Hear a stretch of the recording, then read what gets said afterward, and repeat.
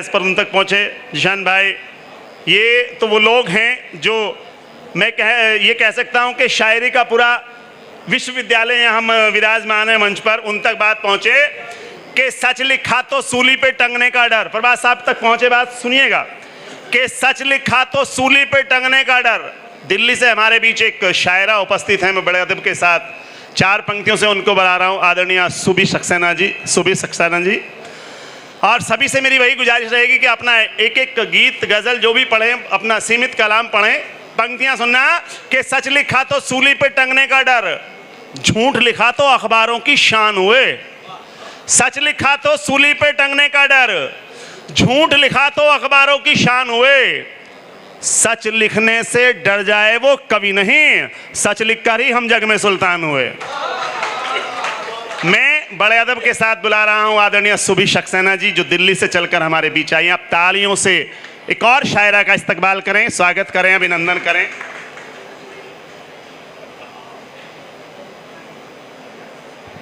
ये हम ख्याल फाउंडेशन की मोहब्बतें हैं जो मुझे दिल्ली से बुला लेती हैं। पॉपुलर भाई की इतनी मोहब्बतें हैं, इतने अच्छे व्यक्तित्व हैं, तो मैं बहुत अभिवादन करना चाहती हूँ पॉपुलर भाई का, इरशाद बेताब जी का और हम ख्याल फाउंडेशन का कि उन्होंने मुझे बुलाया।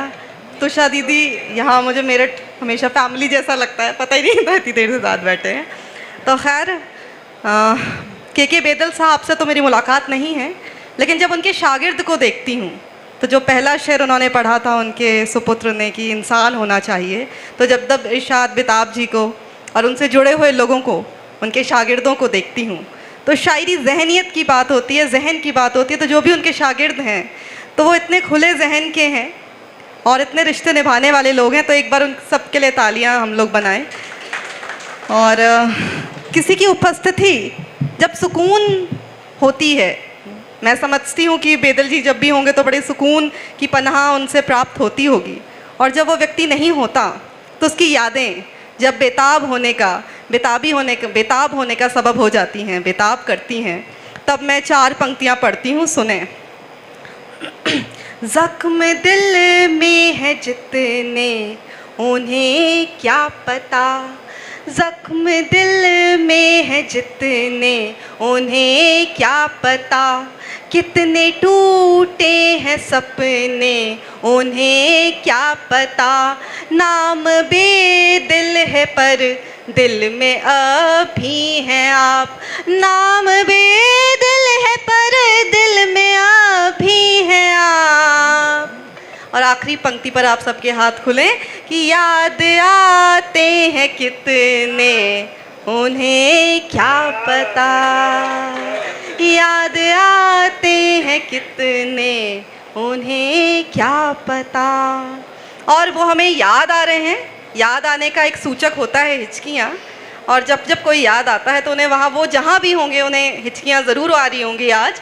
तो उस हिचकियों के हवाले से मैं गज़ल के एक मतला और 2-3 शेर पढ़ देती हूँ कि रात भर आती रही हैं हिचकियाँ, रात भर आती रही हैं हिचकियाँ, रात भर आती रही हैं हिचकियाँ। कि जो गज़क है वो ऐसे ही नहीं पूरे विश्व में फेमस है, जो उसकी जो चीनी है ना उसमें यहाँ आप सबका माधुर्य मिला हुआ है। तो मुझे एक शेर याद आता है कि जो चाय हाथ से मैंने तुम्हें पिलाई थी, यकीन जानिएगा मैं जब आई थी तो बड़ा सर दर्द हो रहा था, पीछे बैठकर 2 कप चाय पी और बिल्कुल सर दर्द ठीक हो गया। तो नहीं सब मेरठ वालों ने पिलाई थी मिलकर। आपकी नज़र कहाँ थी, आप पिलाना चाह रहे थे क्या? शेर सुने कि जो चाय हाथ से मैंने तुम्हें पिलाई थी, जो चाय हाथ से मैंने तुम्हें पिलाई थी, शुगर नहीं मोहब्बतें अजी मिलाई थी, शुगर नहीं मोहब्बतें अजी मिलाई थी। तो ऐसी मोहब्बतों के हवाले से मैं एक गज़ल पढ़ती हूँ कि रात भर आती रही हैं हिचकियाँ, रात भर आती रही हैं हिचकियाँ, रात भर आती रही हैं हिचकियाँ, मुझको तड़पाती रही हैं हिचकियाँ, और आप सब चाहते हो कि उन तक हिचकियाँ हैं, तो आप लोग भी मेरे साथ हिचकियाँ गुनगुनाएं, तो मुझे एहसास होगा कि उन तक ये हिचकियाँ ज़रूर आ रही होंगी। कि रात भर आती रही हैं हिचकियाँ, रात भर आती रही हैं हिचकियाँ, मुझको तड़पाती रही हैं हिचकियाँ।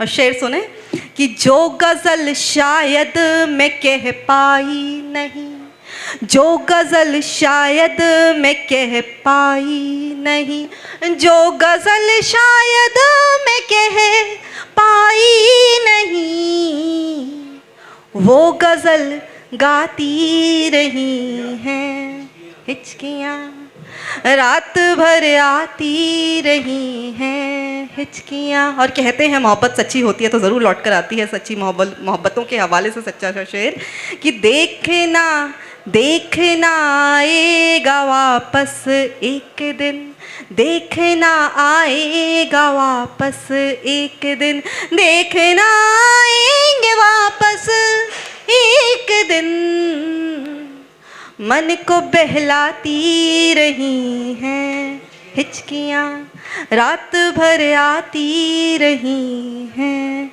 हिचकियाँ। Thank you.